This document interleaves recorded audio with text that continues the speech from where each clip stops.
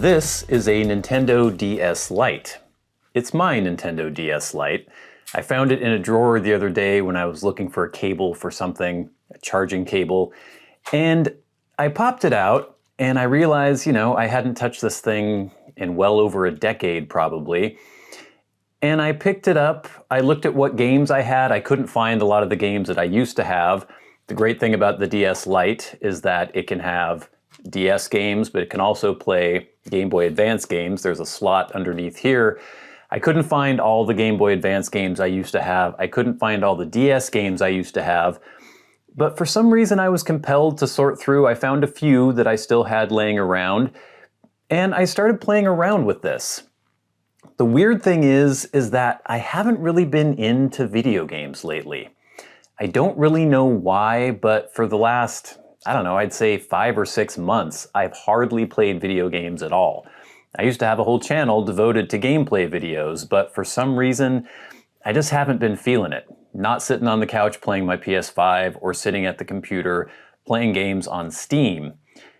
I don't know. It just hasn't been something that I felt compelled to do. I had Shadow of the Erdtree, I was loving it, and then I just kind of fell off. But for some reason, when I picked up this little DS Lite and started playing it, I kept playing it. And I don't really know why. Now, I didn't buy a Nintendo DS until the DS Lite released, and I think it released in North America for about $130 on June 11th of 2006. The original DS was really ugly in my opinion, and it just looked kind of chintzy and not very cool, and so I wasn't really interested in purchasing it. But when the DS Lite came out, it was just slimmer, it had a brighter screen, it was lightweight. It just had a much more sleek and well-built appearance than the original DS. Just a nice little clamshell design here. Very minimum, you just have your 4 face buttons, your D-pad. You do have 2 shoulder buttons here. No cameras or anything. There was a revision later on, the DSi and then the DSi XL that had cameras. They had internal Wi-Fi. This one you have to use a kind of a Wi-Fi dongle if you wanted to get anything from the DSi shop and all that and get Wi-Fi. Not really too important now because those storefronts don't exist anymore. This is my original DS Lite that I purchased sometime in 2006. They're not expensive. If you want to purchase a DS Lite, you can find one on eBay in really good condition for, probably around $50. And even the DSi's are around that price. I think the DSi XLs are a little bit more expensive, but they're still very reasonable. Where things start getting expensive is with the games. I can't find most of my original DS games. Let's see, I'll turn this off. I think in here I have, so I have Castlevania, Dawn of Sorrow here. This is a reproduction. Yes, it is not the original game. The original game would probably sell for, you could probably get it for about 30 bucks or so on eBay, so not insanely expensive, but it still is pretty expensive for a kind of old DS game. I've got Advance Wars Dual Strike, and I have Advance Wars, or Pokemon Soul Silver here. I think Advance Wars is probably probably about like 25 on eBay at the moment. Soul Silver is well over 100 if you want to purchase that. So if you want original games or real games, not reproductions, they're going to be pretty expensive, a lot of the DS ones. It's kind of that way for Game Boy Advance as well. I, again, can't find most of the games that I used to have, but I have Advance Wars. This is one of my original games. You can find this for about, 20 to 40 bucks on eBay just for the cart. There is Super Mario Advance 4, Super Mario Bros. 3, which is around 20 bucks on eBay, cart only. This is a repro of Metroid Zero Mission, a fantastic game, but if you want to get the original cart only, that's anywhere from $50 to $100. So the games can be expensive. You can find reproductions if you are, flexible, morality-wise. And then you can find, there are cheaper games that are more common that you'll find for around 20 bucks or less. But some of the big games, some of the ones that are really well regarded but maybe didn't sell amazingly well are going to be a lot more expensive. The fantastic thing though about the DS Lite is that you can play the Game Boy Advance games and the DS games on this one handy little system.